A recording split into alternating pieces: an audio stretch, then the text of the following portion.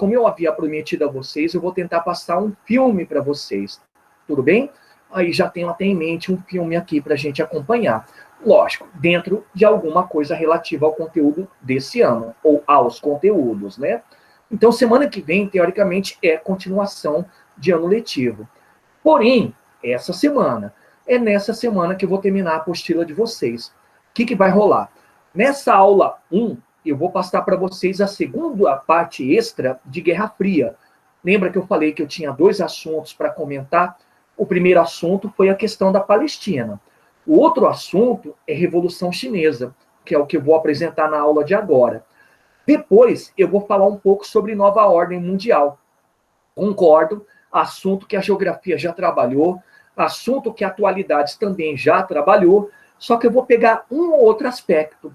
Eu vou falar um pouco de globalização, na verdade, vou lembrar com vocês globalização. Eu vou falar da situação dos Estados Unidos, pelo menos durante o governo Bush, lembra? George Walker Bush, atentado ao World Trade Center, a luta contra o terror. E vou falar também, na verdade, relembrar a Primavera Árabe, que é um assunto que pode ser cobrado em algum vestibular seriado, ok? Então, vamos até falar, inclusive, para o pessoal das perguntas do chat. Hoje, aula 1, aula 2, ainda vou terminar o conteúdo da apostila, ok? Semana que vem, o filme que eu vou passar para vocês chama-se, atenção, Velozes e Furiosos. Mentira, não é esse não. Nem tampouco Desafio em Tóquio, que apesar de ser um bom filme, não vai passar não.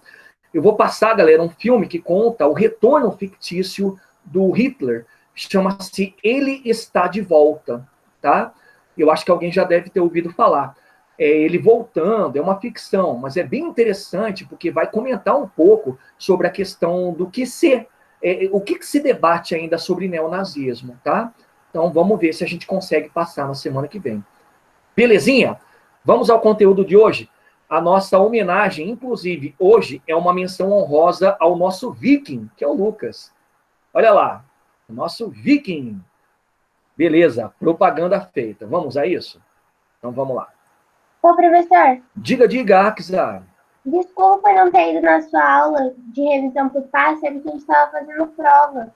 Não tem problema, gente. Eu fiquei sabendo, até o Katsu me mandou uma mensagem, depois o Valdivino também. Então eu fiz para quem pôde assistir, porque eu sei que vocês estavam comprometidos com o simulado, mas está gravado. Quem puder assistir depois, assista. Olha o Filipão, cadê o seu plano de fundo? Mostra de novo aí, Filipão. Olha lá, viajandão na galáxia. É o Camtasia esse aí? Olha só, cinturão de Orion. Vamos lá, então mais uma menção honrosa. Galera, então depois quem puder assista lá o aulão sobre o passe, tá? Eu fiz aquilo que todo mundo sabe, apresentei os conteúdos, dei algumas dicas e fui passando talvez alguns extras que eles podem cobrar esse ano, ok? Então, galera, ó, na aula passada eu trabalhei, como havia dito a vocês, a primeira parte extra da Guerra Fria, que foi esse aqui, os conflitos árabes israelenses, tá? E hoje eu vou trabalhar o segundo extra, que é a Revolução Chinesa, e eu estou fazendo isso porque, primeiro, pode cair num passe qualquer, ou num PASE, ou num PAS, qualquer vestibular seriado, e, por outro lado, é muito importante que vocês saibam o que foi a Revolução Chinesa, para entender o que o país é hoje, e o que necessariamente ele simboliza para os tempos atuais, tá? Então, não tem na apostila. Eu vou explicar isso aqui como extra para a gente relembrar um pouco o assunto. Galera, Revolução Chinesa. Atenção, essa é a primeira dica do professor Augusto. Na história chinesa, existem 2 revoluções chinesas. A primeira, que aconteceu em 1910-11, chamada Revolução Chinesa Republicana. E a outra é essa que eu vou trabalhar com vocês, que é só Revolução Chinesa. Ou pode cair na prova como Revolução Chinesa Comunista, tá? Mas o fato é o seguinte, essa revolução, tchutchucos, que aconteceu em 1949, ela é bastante emblemática pelo que nós temos hoje como modelo de governo na China. É ainda um governo socialista, que pretende ainda ser comunista. Mas o detalhe é o seguinte, Tchutchukos, a Revolução Chinesa, que aconteceu em 49, ela foi uma segunda revolução prática durante o século XX de adoção do comunismo como modelo de orientação política.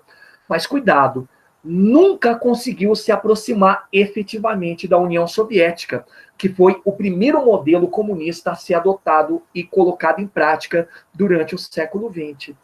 Molecada, eu sempre falo isso porque a gente tem aquela falsa impressão de que, durante toda a Guerra Fria, e até hoje ainda rola um pouco, as duas nações fossem parceiras.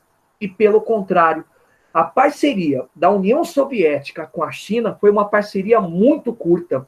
Ela durou, para vocês terem uma ideia, não mais do que 8 anos. E sabe por quê? Porque elas são revoluções de caráter diferenciado. Exemplo, quando vocês estudaram comigo Revolução Russa esse ano, vocês lembram-se em que local aconteceu o estopim da Revolução? Não precisa lembrar do nome da cidade, eu falo de local. Galera, o local era praticamente o que nós chamamos de cenário urbano, tá? Então, a Revolução Russa, ela foi uma revolução pautada em cima dos setores mais sociais.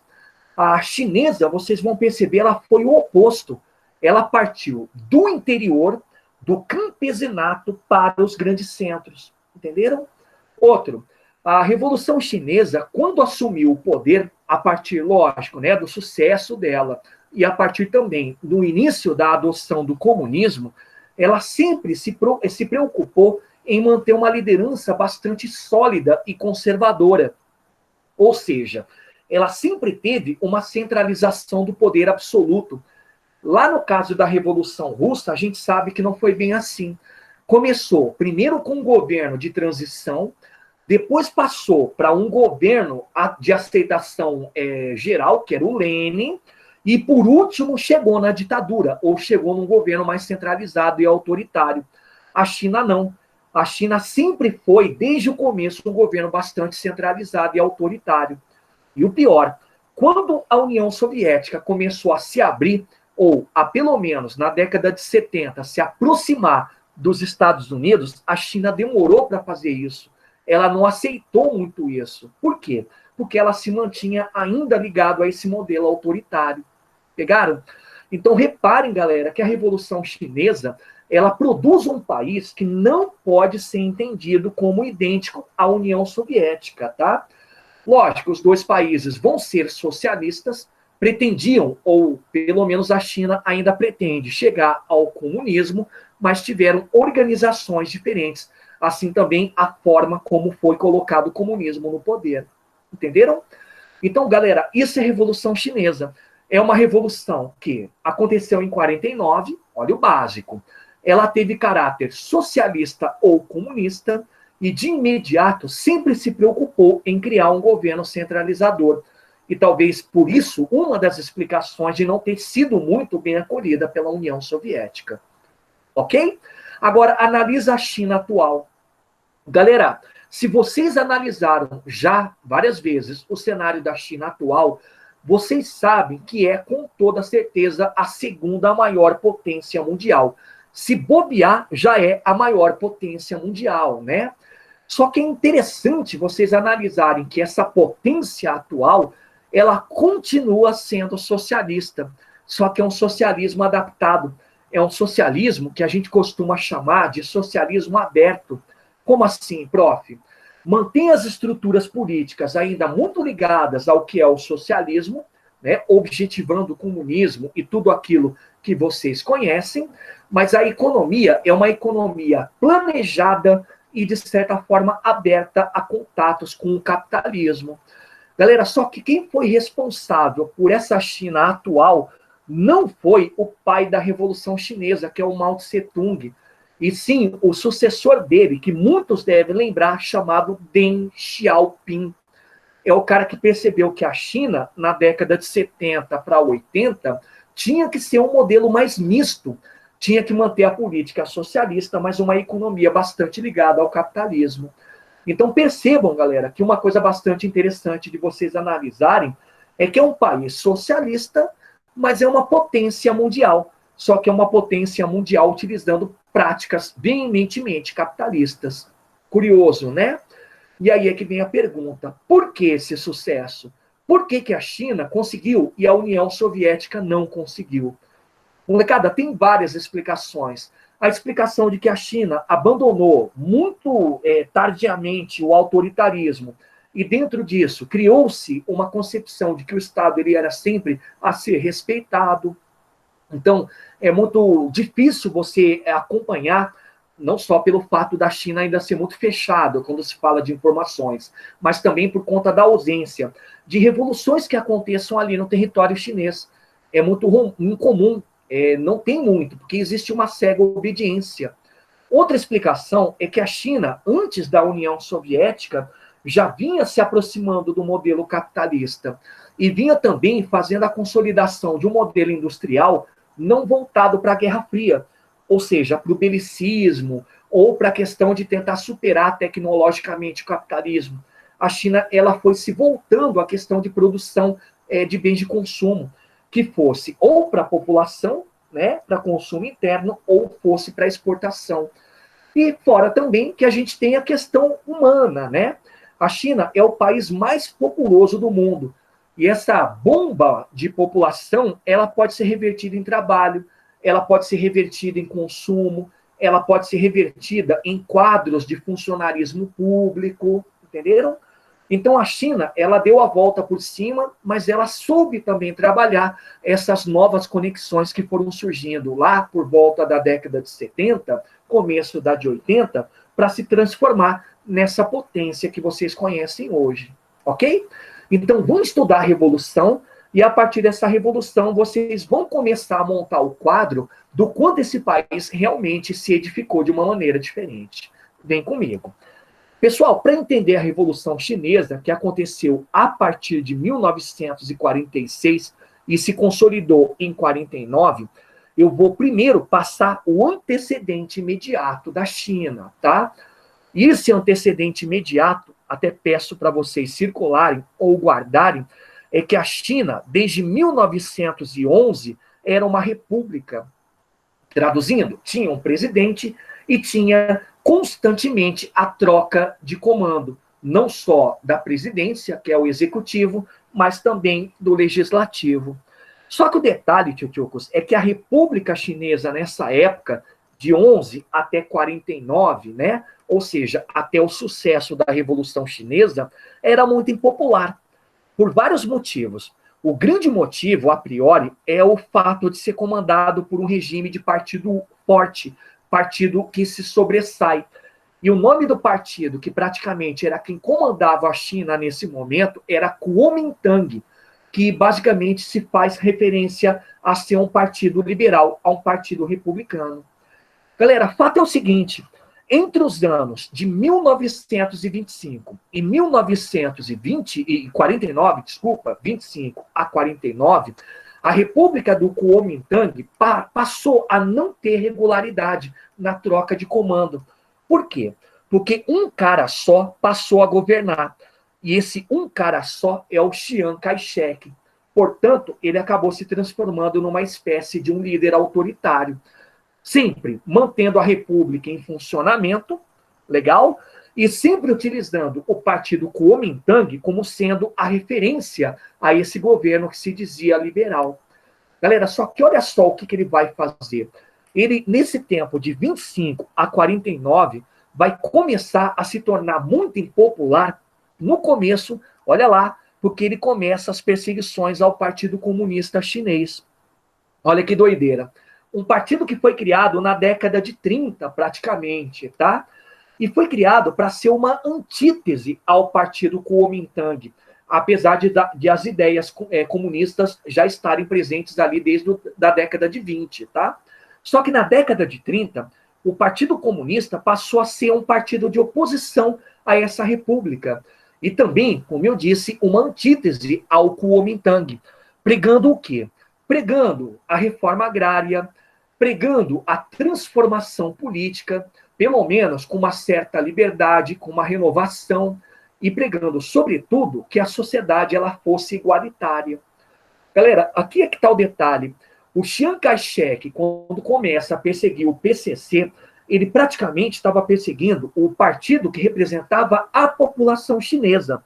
E grande parte dessa população chinesa era uma população miserável, inclusive uma população composta, na sua grande maioria, por camponeses. Legal? Segundo ponto, para aprofundar mais essa impopularidade, era notório a partir de 1929, como todo mundo sabe, época da crise mundial, uma crise econômica muito severa aqui na China. Galera, e severa por quê? Porque o governo não conseguia lidar com a inflação. E a coisa louca é a seguinte, uma inflação que, toda vez que atingia casas estratosféricas, acabava não só prejudicando as exportações de produtos chineses, que já eram bastante limitados por conta da crise mundial, mas também um próprio mercado interno. Porque o produto, ele ao invés de se tornar, como todo mundo sabe, um produto acessível, ele se tornava um produto caro, porque ele era muito supervalorizado. A inflação era um demonstrativo disso. Conclusão, quanto mais a crise econômica ela abatia o país e não era combatida, maior era o cenário de crise e miséria. E a miséria, pessoal, é o que eu destaquei. Porque aqui vocês vão ter fome, vocês vão ter desemprego, vocês vão ter perda de propriedade privada. Muitos camponeses, inclusive, são obrigados a se desfazer da terra para pagar dívida. Então, a crise econômica, ela torna o governo do Chiang Kai-shek, da República do Kuomintang, um governo muito impopular, parte 3. Por quê? Porque é um governo que não tinha qualidade e habilidade para se tentar recuperar o país da crise. Boa, boa? E aí vem um terceiro ponto bastante delicado. Galera, desde 1911, e agora com Chiang Kai-shek ficou muito pior, havia uma submissão da China em relação aos Estados Unidos. E essa submissão era feita de que maneira? Era feita a partir da obrigação dos chineses de comprarem produtos norte-americanos, era feito também a partir dos chineses pegarem muito dinheiro emprestado, e esses dinheiros emprestados se transformavam em dívida. E a coisa delicada é também a ideia de que a China estava começando a importar um pouco a cultura norte-americana, a cultura dita ocidental. E nisso, as tradições chinesas começaram a se perder, ou pelo menos começaram a ser pouco praticadas. Entenderam? Eu falo que é delicado, por quê? Porque todo mundo manja a ideia de que o chinês é bastante tradicional, assim também como todo o asiático, de forma geral, japoneses, por exemplo. Só que aqui, galera, era uma questão de sobrevivência da cultura, porque paulatinamente, todo mundo sabe disso, desde o século XIX, a cultura chinesa vinha se perdendo. Por que século XIX, prof? Porque foi a partir do século XIX que a China começou a perder a autonomia. Isso por conta dos imperialismos, por conta da criação das áreas de influência, agora por questão de estarem ligados aos Estados Unidos, entenderam? Então era uma situação bastante complicada, e uma situação que demonstrava realmente que o governo Chiang Kai-shek não era um governo para a população, era um governo para esse partido, o Kuomintang, e um governo para a elite, ou seja, para aqueles que faziam parte do topo da sociedade. Ok? Mas olha só, por que eu separei a data de 45 a 49? Galera, entre 45 e 49, a gente vai ter o Partido Comunista ganhando destaque por conta do muito apoio oriundo da população, e esse Partido Comunista passa a peitar a República do Kuomintang. E sabe por quê que esse partido ganhou bastante destaque a partir de 45? Olha só, escutem por quê. Porque durante a Segunda Guerra Mundial, de 39 a 45, a grande parte da China foi ocupada pelos japoneses, tá? E o governo do Chiang Kai-shek, ou o governo da República do Kuomintang, não teve como combater, por conta da fraqueza, da crise econômica, também por conta da falta de habilidade. Adivinha, então, quem é que foi o grupo que resistiu à invasão japonesa? Foi o próprio Partido Comunista. Pegaram? Então, entre 39 e 45, o Partido Comunista ele passou a ser visto como libertador. Olha lá, ele já era muito querido, né? Porque representava os anseios da população, dos camponeses, por exemplo. Agora, entre 39 e 45, o Partido Comunista era visto como libertador. Era visto como aquele que estava defendendo a China da ocupação japonesa. E foi nessa época que se destacou um nome. Adivinha quem? O grande nome do Partido Comunista. Mao Tse-tung, que foi o líder dessa resistência. Entenderam? Então, logicamente, quando terminou a Segunda Guerra Mundial, o Partido Comunista começou a ser protagonista. Ele começou a se imbuir da ideia de que realmente ele era libertador. Só que agora, não lutando contra os japoneses, e sim contra esse governo que não era tão querido. Então, foi nesse momento, entre 46 e 49, que estourou a famosa Revolução Chinesa. Como é que vocês vão guardar essa revolução? Ela foi uma revolução liderada pelo Partido Comunista Chinês, tendo Mao Tse-tung como grande nome, só que partiu do interior para grandes cidades, por dois motivos. Do interior, porque o Partido Comunista Chinês, ele, na época de se fazer a resistência contra os japoneses, procuraram se estabelecer no interior, porque os japoneses ocupavam as capitais, entenderam? Então, a partir do interior, o Partido Comunista começou a se organizar em forma de guerrilha para começar a combater esses japoneses. E aí tem a segunda explicação. No interior, era onde você encontrava a maior parte da população chinesa. 92% da população morava justamente no campo. Então, o partido ele estava também se utilizando da popularidade. Era no interior que eles eram bastante reconhecidos e bastante populares. Legal? Então, eles vão usar a tática de guerrilha, eles vão fazer a coordenação desse apoio dos camponeses com a liderança do Mao Tse-tung e vão começar a avançar para as principais cidades. E a coisa termina quando? Termina em 49, tchutchucos, quando o partido consegue invadir Pequim. E notem, já nessa época, Pequim ou Beijing era a capital chinesa.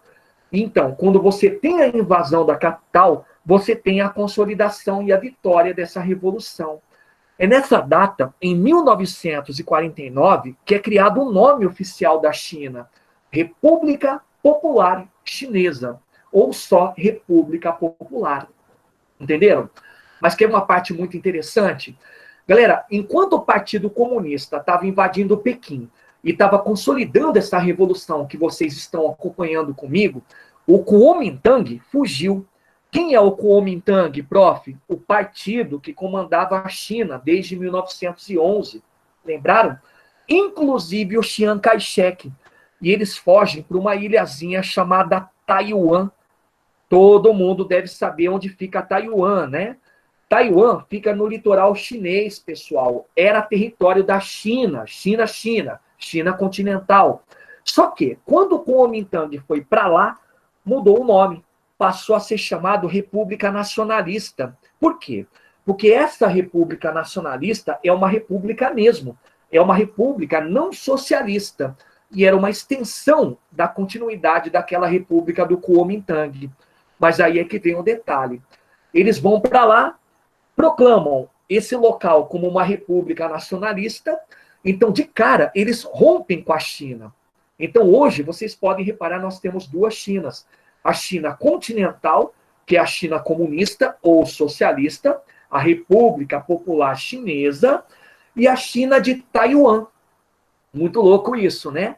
Que é chamada República Nacionalista, que desde que foi fundada, adivinha, recebeu o apoio de quem? Dos Estados Unidos. Porque, como eu disse, a República Nacionalista de Taiwan é uma extensão da República do Kuomintang. Então, agora, os Estados Unidos vão exercer ali aquele comando que tinham antes. E, logicamente, durante toda a Guerra Fria, os norte-americanos vão proteger Taiwan das investidas chinesas para tentar retomar o território. Ok? Galera, o legal é que, com tudo isso aí como quadro, criação da República Popular, China continental, e criação da República Nacionalista em Taiwan, vocês vão ter justamente aquela época que a gente fala que é o auge da Guerra Fria, os anos quentes, que é o comecinho, Porque nesse momento a gente vai ter os Estados Unidos tentando atuar nessa região de muita presença comunista. Mas como? Defendendo esse local, que é Taiwan. Entenderam? Bom, mas vamos amarrar então. Galera, a Revolução Chinesa, quando conseguiu se consolidar em 49, né, a partir de ter tomado o poder, ela passou a ter duas importâncias para o mundo da Guerra Fria. Primeira importância é que isso significou o fortalecimento do socialismo. Atenção, até 49, qual era o único país da União Soviética que era comunista? União Soviética, União Soviética. União Soviética, né? Pois bem, 49, muito bem dito, nós temos, além da União Soviética, a China. Então, era uma demonstração de que o socialismo estava se fortalecendo. Num tempo muito curto, vocês vão ter, logo, logo, a região, olha lá, da Coreia se consolidando como comunista, mas da Coreia do Norte, o Vietnã do Norte mantendo a sua tradição comunista, mais tarde Cuba. Então a importância é que em 49 o socialismo passou a ser reconhecido como sendo um modelo forte. E o outro, galera, que é o que a gente viu muito rapidamente, é que isso incentivou as descolonizações pelo mundo. Por quê? Porque muitas colônias na África e na Ásia, sobretudo na Ásia, vão percebendo que se uma localidade toda ferrada conseguiu dar a volta por cima, ou seja, fez uma revolução, eles poderiam fazer o mesmo, tá bom? Então a Revolução Chinesa tem esse marco, o marco de fortalecer o socialismo em plena Guerra Fria e, ao mesmo tempo, o marco de demonstrar que as colônias elas podiam se dispor da sua autodeterminação, do seu direito de liberdade, ok? Agora, vamos trabalhar o que se montou na China a partir de 49. Molecada, a partir de 49, o que a gente vai ter é a chamada China comunista, tá? Mas atenção, eu posso falar para vocês que a China foi comunista em um momento da história dela. Sabe quando? No momento em que o Partido Comunista foi criado, lá na década de 30. Porque a China, como país, nunca foi comunista. O que ela foi socialista. Entenderam? Mas o nome China comunista tem a ver com as pretensões desse país. As pretensões era, sim, passar por uma etapa de transição e depois que essa etapa de transição fosse superada, chegar até o comunismo. Mas eu pergunto, acabou tendo essa etapa de transição? Não. Galera, não, porque até 76, quem comandou esse país que arrogantemente se dizia comunista foi o Mao Tse Tung, ok? Então é justamente esse governo que a gente vai trabalhar, o governo arrogante do Mao Tse Tung, que dizia que a China era comunista, apesar de não ser. Vão aí algumas regras para vocês guardarem o governo desse cara. Primeira regra, óbvio, a orientação é socialista, tá? Ele nunca deixou de colocar a China nos trilhos do socialismo. Vai ficar bem claro a partir das nacionalizações, do plano quinquenal, ok? Então essa é a primeira dica, primeira característica. Segunda dica, ou característica do governo do Mao Tse Tung, é uma ditadura, ou foi uma ditadura. Galera, tem até um trocadilho do Caríbio. Governo Mao é muito mal. Porque isso faz uma referência ao autoritarismo dele, à ditadura dele. Pessoal, entendam assim, ditadura, no caso, quando você fala desses tempos da Guerra Fria, é sempre bom você associar a dois elementos fundamentais. É quando você tem um líder ou um partido no poder, só que esse líder ou esse partido sempre se utilizam da ideia da exaltação da imagem, ou seja, do culto à personalidade. Todo mundo deve saber, o apelido do Mao Tse Tung aqui na China era Grande Timoneiro. Pegaram o nome? Timoneiro, timão, aquela roda do navio, o volante do navio.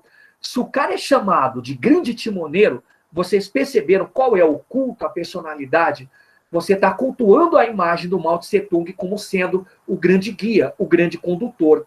Algo muito parecido com o que acontece na Coreia do Norte. Lembra? O Kim, ele é isso. Ele é um cara que se diz aquele a representar o país. Ele é o próprio país. Joia? E o segundo ponto, para você entender o que é uma ditadura, é a utilização da repressão, galera. Sempre. A repressão pode ser a censura, o que é muito normal. Podem ser as perseguições, aqueles que fazem a contradição ao governo. Podem ser as eliminações, as famosas 30 gramas de chumbo na nuca, que é uma referência à execução por fuzilamento.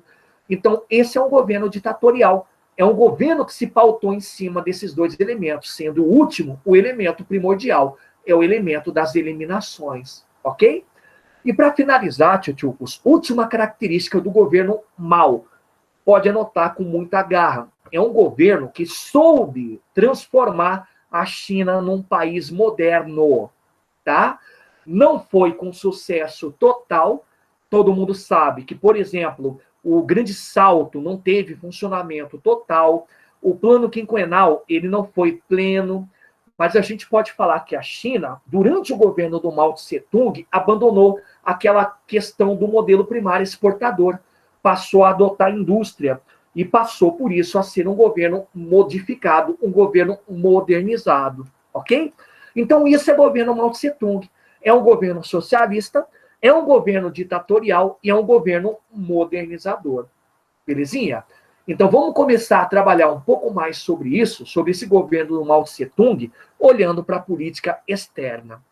Galera, a política externa da China comunista, já anotem, extremamente agressiva, tá? Pelo menos até a década de 60 foi muito agressiva. Por quê?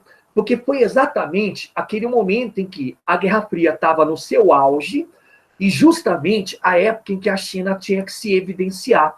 Ela tinha que, a partir desse momento, fazer a garantia de que o comunismo, de acordo com Mao Tse-tung, iria se organizar e iria se perpetuar. Ok? Então, anotem, política externa extremamente agressiva. Quais são os exemplos que eu coloquei para vocês aqui? Primeiro exemplo, coisa que todo mundo sabe, é o apoio que a China dá à Coreia do Norte durante a Guerra da Coreia. Lembra? De 50 até 54, mais ou menos. O que é interessante? O interessante é vocês observarem que a motivação básica da China ter apoiado a Coreia do Norte é justamente a preservação do comunismo, porque esse território era comunista, mas teve um agravante. A China também começou a fazer mais apoio quando as tropas dos Estados Unidos fizeram o apoio ao sul e começaram a penetrar no território da Coreia do Norte. E a partir desse momento, muitos territórios chineses passaram a ser violados também. Mas não importa. O que vocês vão ter, mesmo que a China tenha feito uma aproximação maior com a Coreia do Norte, durante a Coreia do Norte, a partir do belicismo, é uma política externa agressiva. É uma política externa bastante ligada a essa questão de se proteger. Boa, boa? Segundo exemplo, olha lá que coisa interessante. O Tibete foi ocupado. E para quem não lembra, galera, Tibete é um paizinho que fica ali na fronteira da China com a Mongólia, tá? E era muito protegido pela França. A França, ela sempre fazia a questão de ser a protetora do Tibete. Eis a pergunta: o que o Tibete, que é tão montanhoso e tinha uma certa proteção de uma, aspas, até potência europeia dessa época da Guerra Fria, tinha de tão interessante para a China? Por que a China invadiu? A China invadiu o Tibete por questão territorial, mas ao mesmo tempo por questão tradicional, porque o Tibete sempre foi um território chinês que se perdeu ao longo do tempo, tá? E é bastante icônica a ideia de que quando aconteceu essa ocupação, o Dalai Lama, que é o líder espiritual e, aspas, político do Tibete, foi para o exílio. Todo mundo já ouviu falar, ou já viu a imagem do Dalai Lama, né? Aquele, aspas, chinesinho careca, com óculos, sempre com roupa ou vermelha, que na verdade é um manto, né? Ou amarela. Então, o Dalai Lama, até hoje, ele fica fora do Tibete e, ao mesmo tempo, dentro dessas pregações espirituais, ele faz uma resistência contra essa ocupação. Então, mais uma vez, é um exemplo de uma política externa bastante agressiva. É a ocupação de um território que era, na época, aspas, autônomo. Boa, boa? Molecada, e o último exemplo, olha lá, até comentei na abertura da aula, é a aproximação que a China fez com a União Soviética. Atenção, Essa aproximação, pessoal, era uma aproximação com interesses estratégicos. Olha que doideira. O primeiro interesse chinês era o interesse em tecnologia, sobretudo tecnologia industrial. Por quê? Porque o Mao Tse-tung estava para colocar em prática o famoso plano quinquenal. Ele estava começando a tentar começar o processo de modernização da China. E para isso a China precisava de tecnologia, tá? Só que o outro objetivo da China nessa aproximação era também empréstimos. Era necessário que a União Soviética emprestasse muito dinheiro para a China para ela se transformar. E dentre esses empréstimos havia também o empréstimo de especialistas. Olha que louco. A União Soviética emprestaria muitos especialistas da área, por exemplo, industrial, para trabalharem para a modernização chinesa, ok? Só que aí é que está a parte mais interessante.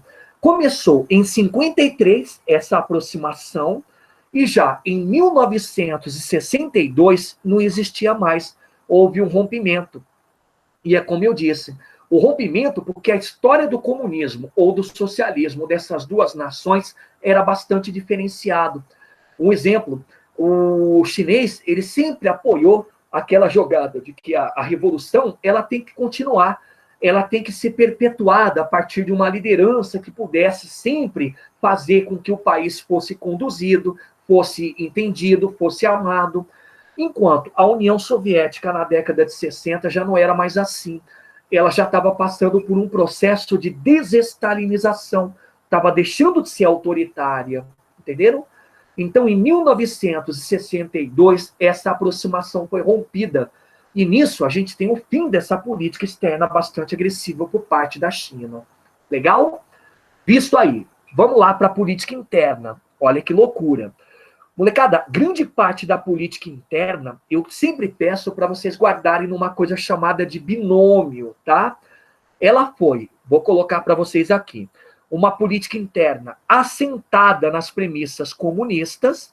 A gente sabe que esse era o objetivo, eles tinham que se aproximar o mais próximo, né, para ficar bem redundante, do modelo comunista perfeito, mas ao mesmo tempo é uma política interna associada, como eu disse lá em cima, é uma das características do governo Mao Tse-tung, ditadura. Então você vai ter uma ditadura autoritária, você vai ter uma centralização total do poder. E olha só os exemplos que eu coloco para vocês entenderem esses binômios, comunismo e ditadura. Política interna do Mao sempre utilizou as nacionalizações e a reforma agrária como condução da política econômica e social. Então tudo era nacionalizado e a reforma agrária era uma realidade. Você tinha, é muito claro, quando vocês estudam lá o plano quinquenal, a coletivização do campo, tá? Só que, lógico, era o governo que sempre fazia esse controle, essa coletivização. Segundo, é comum, aí a gente vai se aproximar da ditadura, o controle dos meios de comunicação. Então, todas as rádios, todos os jornais e todas as editoras de livros eram controladas pelo governo. E a tendência era sempre você fazer a exaltação, não só ao comunismo, mas à figura do Mao Tse-tung. Boa, boa? E para finalizar, uma política interna também associada à ditadura que contava com expurgos contra opositores. E os expurgos são aquilo que eu contei para vocês. Assassinatos, perseguições, banimentos, ok? Era uma tentativa de você criar um Estado controlador para evidenciar mais uma vez essa figura do Mao Tse-tung. Joia? E para finalizar, para a gente capar o gato para o nosso delicioso intervalo. Galera, existiram alguns planos econômicos durante a época do governo Mao Tse-tung que fizeram parte dessa questão da modernização. Eu separei os dois que todo mundo tem que conhecer ou lembrar. Quais são eles? O plano quinquenal e o grande salto. Pessoal, é assim. O plano quinquenal e o grande salto, eles são a mesma coisa. Como eu disse, eles fazem parte da modernização. Só que se vocês perceberam bem, tiveram ideias diferenciadas. Dá uma olhada como.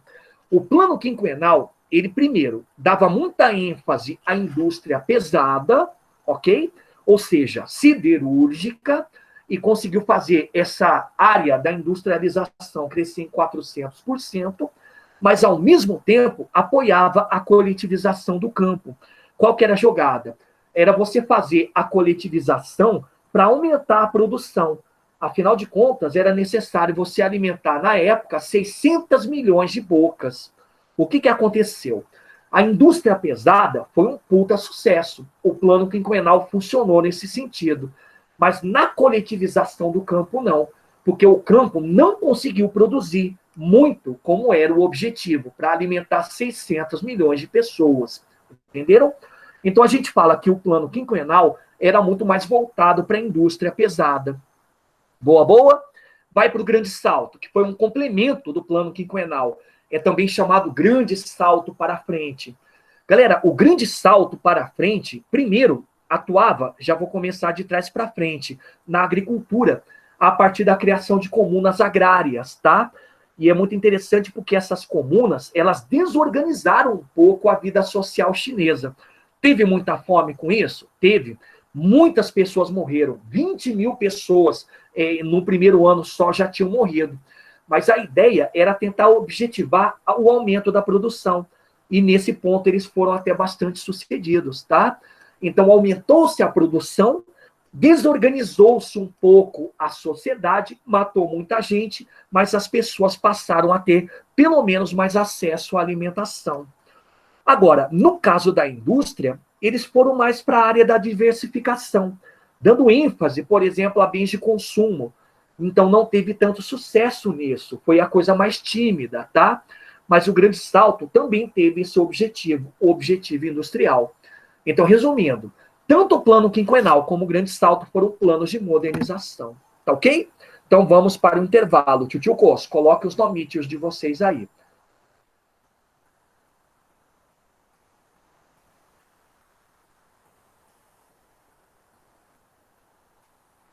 Galera, quem for colocando o nome, vá se aproximando da cozinha. Já vá pegando o seu lanche. E a gente volta naquele bate-horário. Abraço, Xandão. Tchau, professor. Falou, Luke Skywalker. Tchau, prof. Até daqui a pouquinho. Tchau, Aques. Até daqui a pouquinho.